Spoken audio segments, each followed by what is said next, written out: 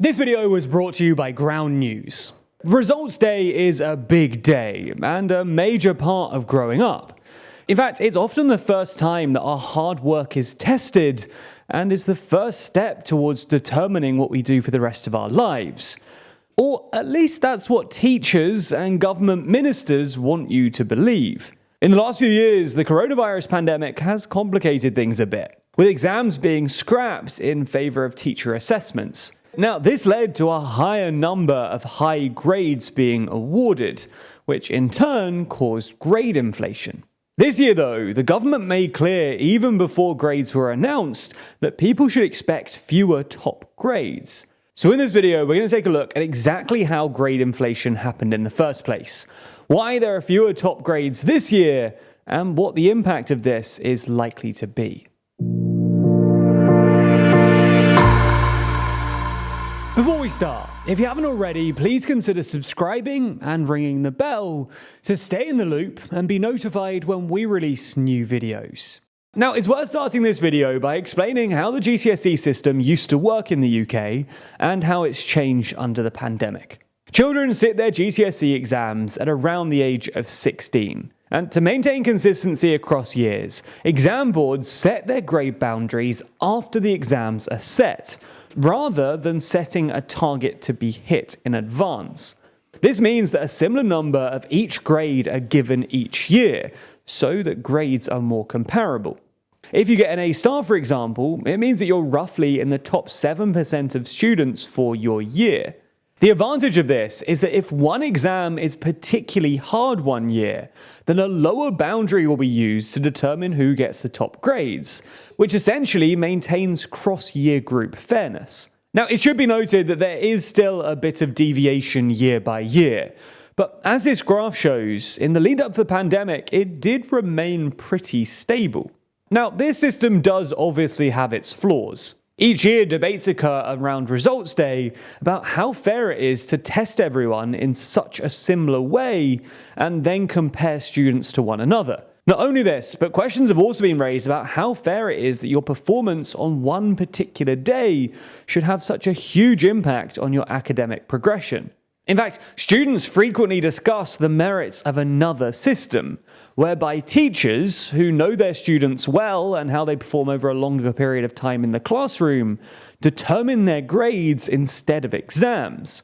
Now, this would eliminate the immense pressure put on single examinations. It would maintain competition between students, and arguably would lead to a more fair system. Regardless, this system was never properly tried out, and exams continued to be the predominant way of testing in UK schools. That was until 2020, when this proposed new system was unintentionally implemented by the government to get around the fact that students couldn't sit exams due to the prevalence of the pandemic. As such, teachers assigned grades to their students based on content they'd learned throughout the year and on assessments designed by the teacher. And not only did this happen in 2020, it also happened in 2021. And understandably, the impact of this was quite notable. However, before we get into the data, it's worth quickly explaining something about grades. That's because back in 2017, numerical grades were introduced in the UK, with these new scores ranging from 1 to 9, with a 1 equivalent to a U grade, a 9 equivalent to an A star, and a 4 roughly equating to a C. Now, as this new system was rolled out in 2017, we're going to be comparing data from 2020, 21, and 22 to the grades achieved pre-pandemic. But we're going to be focusing exclusively on 2018 and 2019, as going back any earlier than this would complicate things due to the old and new grading systems. Regardless, in 2018, only 4.3% of people got a grade 9. And this is roughly half the number of people who got an A star under the previous grading system. Equally, roughly 2/3 of students achieved a grade between grade 4 and grade 9, which is equivalent to a C or above. In 2019, this remained relatively similar. A slightly higher 4.5% achieved a grade 9, while the number of people getting between grades 4 and 9 also increased slightly to 67%. But the differences here are a fraction of a percent. And this is the kind of deviation we were already seeing under the previous grading system, so no one really paid all that much attention. When we move on to 2020 though, that's where things change massively. And as I'm sure we're all very aware, that's because in 2020, COVID hit, and these teacher-assigned grades were implemented. As such, we see a huge increase take place, with 6.3% of students getting a grade 9 and 75.9% of students achieving between a grade 4 and a grade 9. This means that around 50% more people achieved a grade 9 in 2020 versus 2019. And there's also a 13% increase in the number of students who achieved between a grade 4 and a grade 9. Now, this grade inflation continued into 2021, as the lockdowns were still in effect, and as was the new system. As such, the number of people achieving grade 9s rose again to 7.4%, and the number of people achieving between grade 4 and grade 9 also increased again to 76%. Now, by 2022, full GCSE exams were held once again.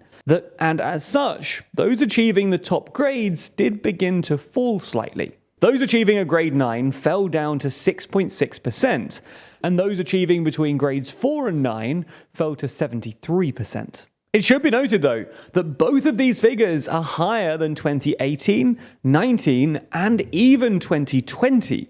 So while they do represent a drop, that's only from the record high 2021 figures. So it's fair to say that by 2022, despite the full exams returning, grade inflation was still prevalent. However, in somewhat unwelcome news for students this year, in the run-up to results day, officials warned that grades could once again drop and return to pre-pandemic levels. And, well, these predictions were proved to be correct. It's been reported today that only 68.2% of students this year achieved a grade of 4 or higher, which is a significant fall from the 2020 to 2022 figures. In fact, just since last year, this represents a not insignificant 5-point drop. However, it should be noted that this is still about a percentage point higher than the 2019 figures.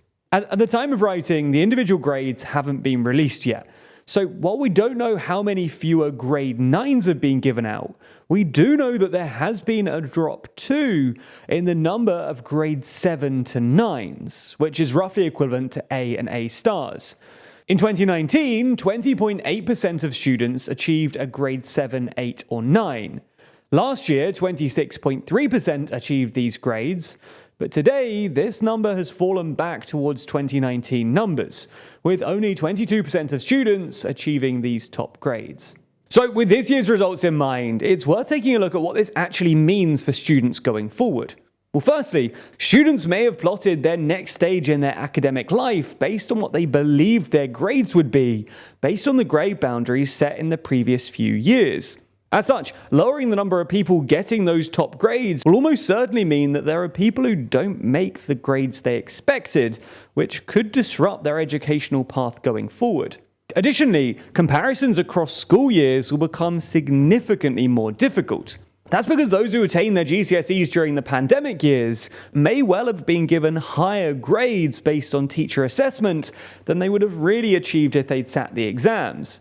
That means that the cohort from this year could struggle to compete against those who were graded during COVID in 2020 and 2021, and honestly, even against those who did exams in 2022. This is almost certainly going to cause controversy in the weeks to come, and it'll be interesting to see how the government and academic institutions respond to these changing pressures. And the best way to pay attention to that is with Ground News, a website and app designed to help take the power of the media into your own hands. Here's how it works. Every day, Ground News ingests over 50,000 articles from all over the world, and then they organize those articles by story. For each and every one of these stories, you can see how many sources are reporting on the topic, as well as checking out the political leanings of these sources and how they balance out at a group level. You can then compare the headlines of each source to see how they're reporting on the same story, as well as reading each and every article without ever leaving the app. For example, take this story about the number of high grades being issued. Ground News shows us that there are 7 outlets reporting on it, with us also able to examine those outlets' bias. Well, we find that 43% of them lean right and just 14% lean left. And knowing that, you can then swipe through some of the different headlines to compare how different outlets cover the same story. As such, Ground News is a super useful tool for our current media landscape. And I honestly think an app like this will only become more essential as our media landscape continues to evolve. Now, our team at TLDR likes Ground News so much that we've decided to offer a 30% discount on the Ground News Vantage plan to all of our viewers. And that includes access to a feature called My News Bias, which is basically a dashboard for your news diet. Sign up to find out how your reading habits change over the next week. What are your top sources? Are you engaging with diverse perspectives? What about your favorite topics? Find out with Ground News Vantage, which is 30% off only using our link. So make sure that you go to ground.news/TLDR or click the link in the description to get started and support an independent news platform working to make the media landscape more transparent.